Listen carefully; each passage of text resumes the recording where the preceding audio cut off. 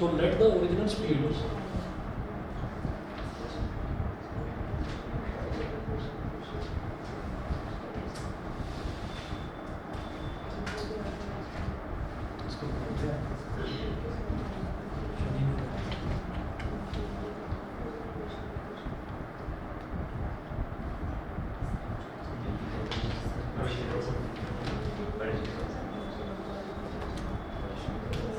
देखिएगा,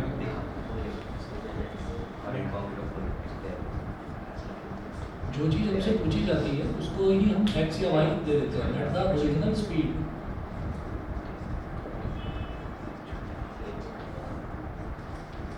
of the train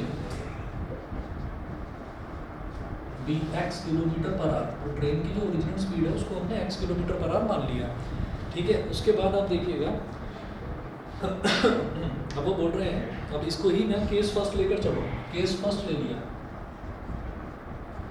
तो case first में है ओरिजिनल स्पीड, यानी कि स्पीड जो है वो तो हो गई x, ठीक है। डिस्टेंस कितना दे रखा है 360 किलोमीटर,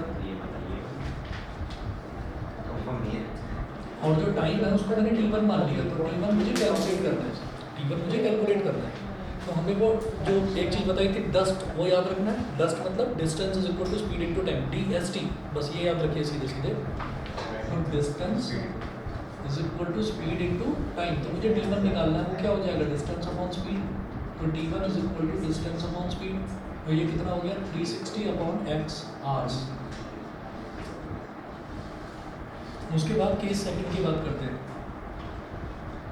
तो केस सेकंड में उन्होंने बोला कि had the speed been 5 kilometre per hour more, कि अगर स्पीड 5 किलोमीटर पर आवर ज़्यादा होती तो इसका मतलब अब जो स्पीड है वो कितनी हो गई 5 किलोमीटर पर आवर मोर, यानी कि x+5 हो गई अब स्पीड, ठीक है।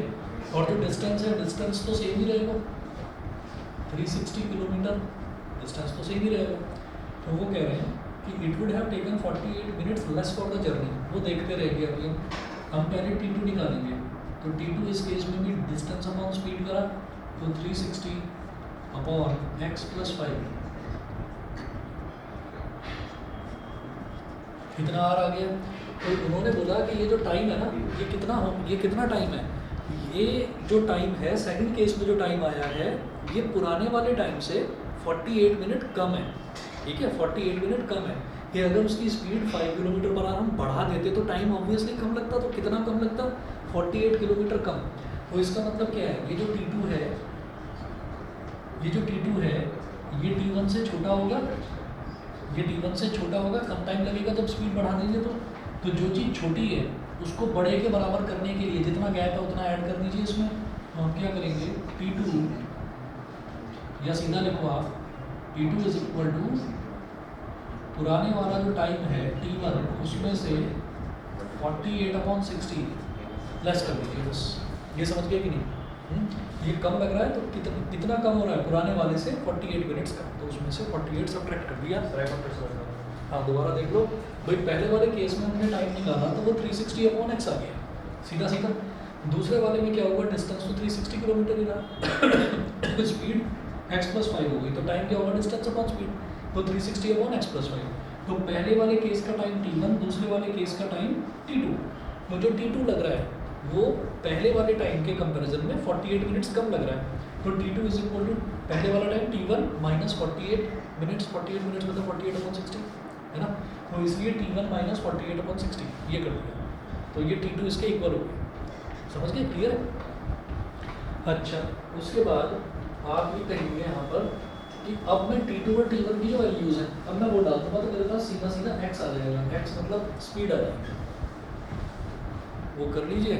एक ही अननोन है x, और जब एक ही अननोन होता है और इक्वेशन बनती है तो वो क्या बनती है, वो आपकी क्वाड्रेटिक इक्वेशन ही बनती है।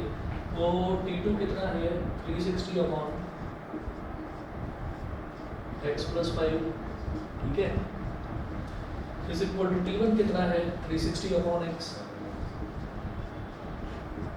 माइनस 48/60। अच्छा 48/60 को थोड़ा सा सिंप्लीफाई कर लीजिए, 12 4 48 एंड 12 5 60, वो 4/5 हो जाएगा 360/x माइनस 4/5।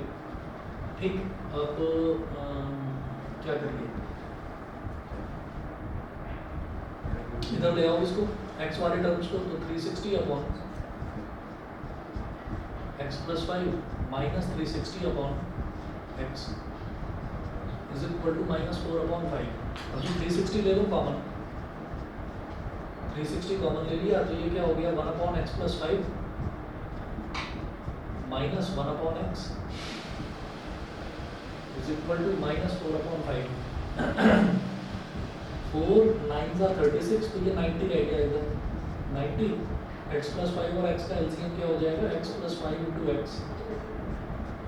अब x इधर मल्टीप्लाई हो गया और x प्लस 5 इधर मल्टीप्लाई हो गया, x प्लस 5 को ब्रैकेट के साथ लेकर आ इज इक्वल टू माइनस का 1 अपॉन 5, ठीक 90 into x minus 5 upon multiply करिए x इंटू एक्स हो गया x स्क्वायर, x इंटू 5 हो गया 5x is equal to minus 1 upon 5, minus x plus x cancel out हो गया। अब देखिए 90 इंटू माइनस 5 कितना हो जाएगा माइनस का 450 upon x square plus 5x is equal to minus 1 upon 5, minus से माइनस कट गया, ठीक।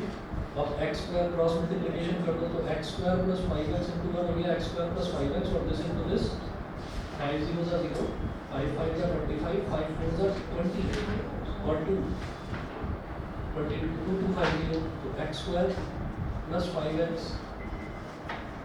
Minus 2250 is equal to 0। अब 2250 के हमको प्राइम फैक्टराइजेशन करने हैं, 2250 का प्राइम फैक्टराइजेशन करेंगे, प्राइम फैक्टराइजेशन करके 50 और 45 बिल्कुल ठीक।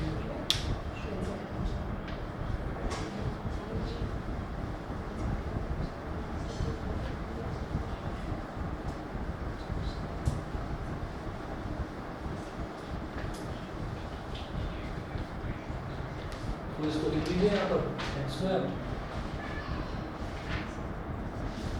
Plus 50x minus 45x minus 250 is equal to 0। पहले दो टर्म्स में से x कॉमन ले लिया, यहाँ क्या बचेगा x प्लस 50, इन दोनों में से माइनस 45 कॉमन ले लिया, तो यहाँ पर बचेगा x plus 50 is equal to 0। तो x प्लस 50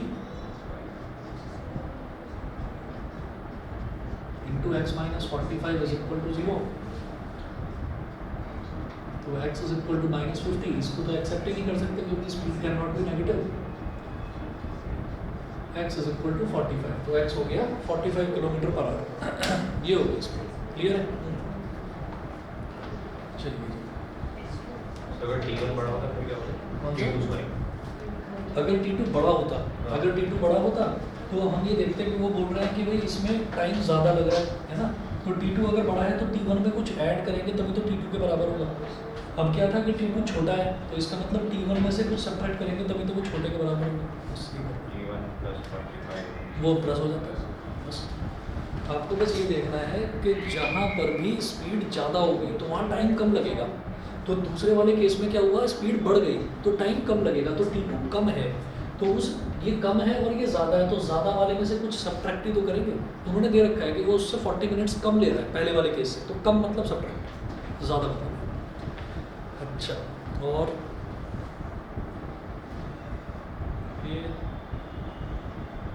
ये वाला स्पाइरल वाला क्लियर हो गया था, ठीक है। स्पाइरल वाले के बाद में एक और क्वेश्चन, ये वाला बताना है, ये वाला हो गया, ये वाला मैं छोड़ दूँ, ठीक है। इसके अलावा और बताइए, और किसी बच्चे ने कोई डाउट भेजा हो? डाउट, अच्छा तुम्हारा कल होगा, ठीक है।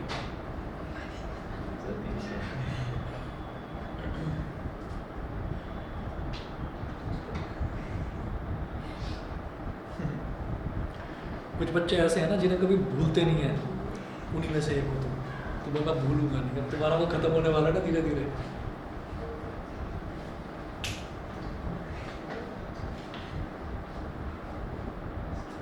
If one of the zeros of the quadratic polynomial fx is equal to, अच्छा देखिए ये ना कल एक फोटो भेजी थी हैंड रिटन, वो दोबारा भेज रहा हूँ मैं ग्रुप पर। हाँ सेकंड, सर इतनी अच्छी हैंडराइटिंग किसी की? ये कह रहा है उसमें सेकंड वाला, ये देखो सेकंड वाला इशारा देखो इसका, जुमा केसरी।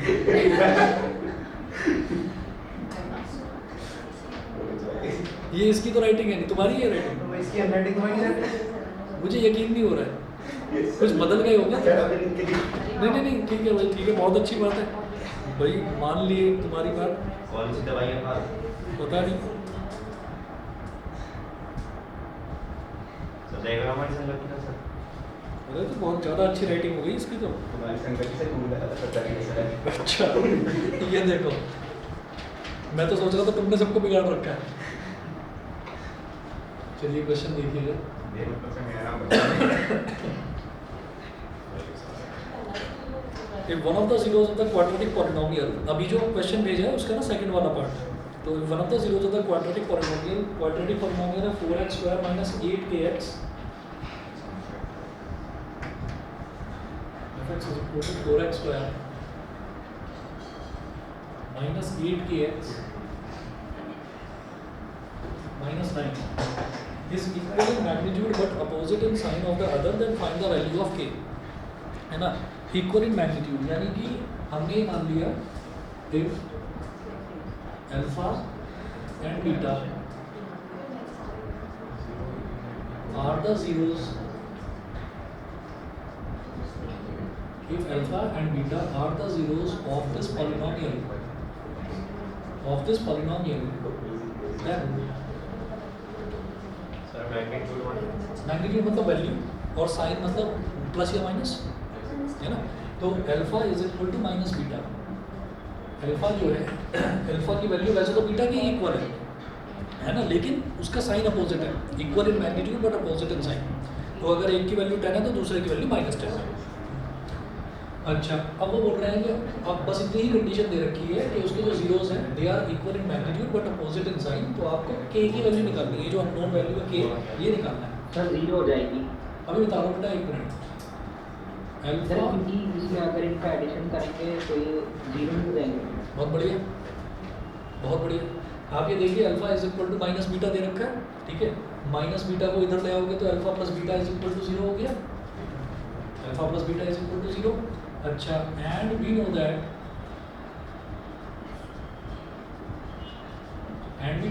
अल्फा प्लस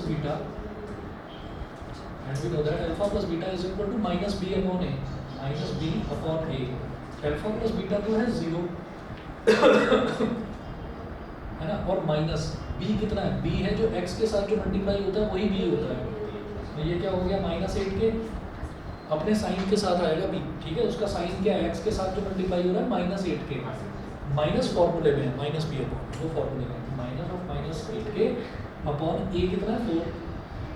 तो 0 इज इक्वल टू, अब ये जो 4 है ये 4 इधर मल्टीप्लाई हो जाएगा, 4 × 0 0, 8k इज इक्वल टू 0, तो इसका मतलब k इज इक्वल टू 0, तो k की वैल्यू 0 है यहाँ पर, बस इतना है।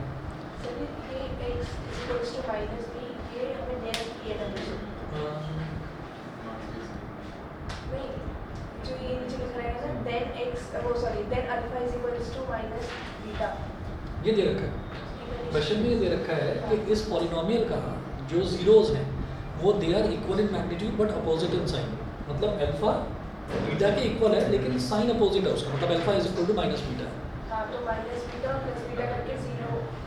हाँ, ये माइनस बीटा है, इस माइनस बीटा को इधर ले आया तो प्लस बीटा हो गया, तो alpha plus beta is equal to 0। Alpha अगर माइनस बीटा को इधर ले आऊंगा तो इधर तो 0 ही बचेगा ना, और ये प्लस बीटा, तो alpha plus beta is equal to 0। और ये रिलेशन है पॉलिनोमियल में, alpha plus beta is equal to minus B upon है, तो अल्फा प्लस बीटा की वैल्यू 0, माइनस बी कितना है जो x के साथ मल्टीप्लाई होता है, तो -8 के अपॉन a कितना है जो x स्क्वायर के साथ मल्टीप्लाई होता है 4। ठीक है, क्लियर।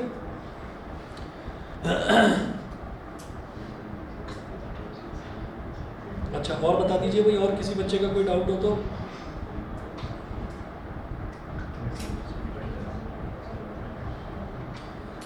बता दो भाई, कोई डाउट है तो, नहीं तो जय माता दी। फिर